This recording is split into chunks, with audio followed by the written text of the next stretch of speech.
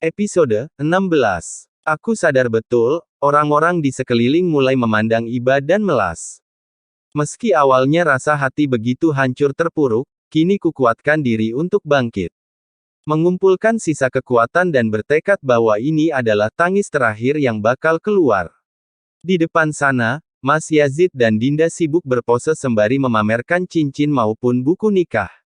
Blitz kamera milik fotografer maupun ponsel milik hadirin berbalas-balasan bagai kilat petir yang menyambar-nyambar. Saat semua riuh dan bersorak atas kebahagiaan sang pengantin, perlahan aku menarik diri dan undur dari kerumunan. Beberapa orang yang sadar akan gerakanku bertanya hendak pergi kemanakah sang istri pertama ini. Aku ingin mengambil sesuatu di rumah depan, ujarku. Ada salah satu tamu yang tak lain adalah sepupu dari Abi yang bernama Amah Sayyidah. Perempuan yang sudah kepala 4 tersebut sempat agak terheran sekaligus simpati padaku. Berkali-kali dia hendak menghibur dengan kata-kata bijaknya, tetapi aku cuma merespon dengan sekadarnya saja. Tak perlu dikasih ani, pikirku. Nasib ini memang mengenaskan, tetapi aku bukanlah seorang pengemis ataupun orang yang tak bisa berbuat apapun yang harus dimelasi. Ya, memang aku ini seorang istri yang lemah lagi tak berdaya. Namun, janjiku bahwa hari ini adalah awal mula kebangkitan seorang Almira yang telah disakiti hatinya untuk berulang kali.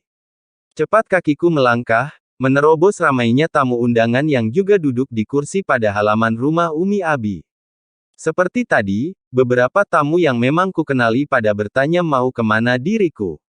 Aku lagi-lagi hanya berkata bahwa punya kepentingan dan ingin mengambil sesuatu di depan. Setelah masuk ke rumah yang aku dan Mas Yazid tempati, pintu kembali kukunci dengan rapat. Kaki ini lalu melangkah tergesa ke dalam kamar yang berada di tengah-tengah rumah. Mataku langsung tertuju pada lemari pakaian tempat kami menyimpan ragam barang berharga. Segera ku buka kuncinya yang diletakkan Mas Yazid di kolong tempat tidur. Agak gemetar tangan ini. Ada perasaan takut yang seketika membayangi benak. Bismillah, tak apa-apa, pikirku. Oh, ini adalah salah satu pemberian Mas Yazid. Meski dia tak pernah mengizinkan untuk menjual atau menggadaikannya. Lemari berhasil ku buka. Maka, tampaklah sebuah brankas besi warna hitam yang terletak di sisi paling kiri sebelah bawah. Segera saja ku tekan tombol-tombol untuk memasukkan password agar benda itu dapat terbuka. Berhasil. Maka jelaslah di depan mataku, tumpukan dokumen penting, sertifikat tanah yang masih atas nama Abi, beberapa buah logam mulia dengan gramasi 10 gram, dan sebuah kotak perhiasan berbentuk hati warna merah. Inilah satu-satunya harta yang mampu kami simpan bersama selama pernikahan. Tak ada yang lain, karena uang dan barang benda semuanya dikendalikan oleh Abi serta Umi. Selama ini kami hanya menunggu jatah pemberian mereka dan seluruh keuangan dua keluarga benar-benar mereka kendalikan. Bagai aku dan Mas Yazid ini adalah dua anak kecil yang tak bisa dipercaya untuk mengelola harta. Lantas, sekarang aku jadi mengerti apa maksud dan tujuan perilaku sang mertua. Ternyata mereka betul-betul tak ingin melihat kami mandiri, agar terus-menerus merasa ketergantungan. Dampaknya, apapun yang mereka suruh tak bakal bisa kami tolak karena kendali hidup ini disetir sepenuhnya oleh pasutri tiran tersebut. Terlambat memang aku menyadari kebusukan pikiran mertuaku yang dulu semula selalu berbuat baik dan bermulut manis. Cukup kujadikan pelajaran bahwa kita tak boleh percaya dengan kata-kata siapapun di dunia ini dan jangan pernah tergantung kepada makhluk. Kurai kotak perhiasan itu, membuka tutupnya dan menatap lekat pada satu set perhiasan yang dijadikan mas kawin pernikahan kami dulu. Selain itu, ada beberapa kalung serta cincin emas hadiah dari Umi kala berhaji dulu. Memang sudah kebiasaanku sejak muda, tak pernah gemar memakai perhiasan. Kulit ini sering gatal dan ruam bila menggunakan ragam aksesori dari campuran logam mulia dengan beberapa barang tambang lainnya tersebut. Alhasil, semua barang emasku hanya tersimpan rapat di dalam brankas tanpa pernah kupakai. Dulu, tak pernah terpikir olehku untuk menjual apalagi menggadaikan barang-barang ini. Semua sudah cukup untuk diriku. Makan berlebih, pakaian tinggal pesan dan dibayarkan oleh kartu kredit Umi, belanja bulanan semua sudah diatur. Pokoknya hidup ini cuma tahu beres saja. Mau jalan-jalan, ya tinggal bilang pada Mas Yazid. Tak perlu repot memikirkan sumber uang asalnya dari mana dan bagaimana cara untuk mendapatkannya. Namun, kini roda telah berputar cepat dan posisiku sedang berada pada titik yang paling bawah. Inilah saatnya aku mulai berpikir keras bagaimana nasib ke depan yang akan kuhadapi kelak. Kuperkirakan, total jumlah perhiasan emas ini berkiras kurang lebih hampir 150 gram. Semoga ini cukup untuk menjalankan sebuah bisnis, pikirku dengan hati yang mantap. Kemudian, segera ku kemas kotak tersebut dan memasukkannya ke dalam tas selempang hitam.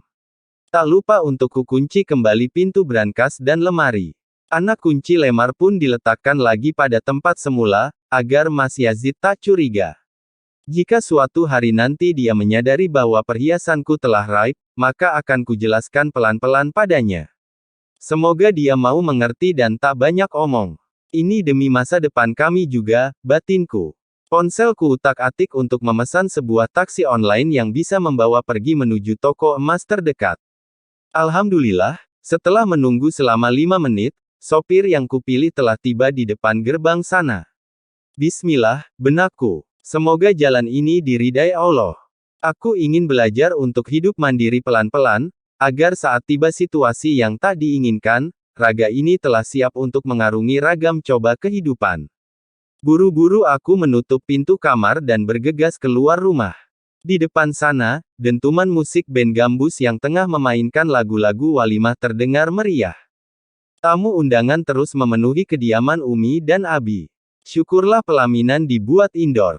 Sehingga Mas Yazid dan istri barunya serta mertuaku tak dapat melihat aku tengah menghampiri taksi online. Pak, saya yang pesan taksi. Sesuai aplikasi ya, Pak. Tolong antar ke toko emas bintang, ujarku sembari duduk di kursi penumpang pada mobil sedan warna putih tersebut. Siap, Mbak. Sang sopir berjenis kelamin lelaki dengan tubuh kurus pendek dan berkumis tebal itu langsung tancap gas. Ada hajatan ya, Mbak, di depan rumahnya? Tanya sang sopir sembari memacu kendaraannya dengan kecepatan sedang. Iya, Pak, suami saya habis akad barusan. Aku berkata dengan cukup enteng. Seolah tak sedang menanggung beban apapun. Hah? Gimana Mbak? Si sopir yang di aplikasi tercantum namanya sebagai Kadir itu terdengar sangat kebingungan. Kuperhatikan dari kaca spion, dia sampai melirik ke belakang dengan wajah syok. Iya, suami saya yang nikah di depan tadi, Pak. Kenapa Pak? Kaget ya? Tanyaku sembari mengulaskan senyum getir. Oh, enggak Mbak, saya pikir tadi salah dengar. Maaf ya Mbak, saya kepo. Pak Kadir tampak tak enak hati dari logat bicaranya. Lelaki berkulit gelap dengan urat tangan yang menyembul dari tangan kurusnya itu menggaruk kepala tanda salah tingkah. Bersambung.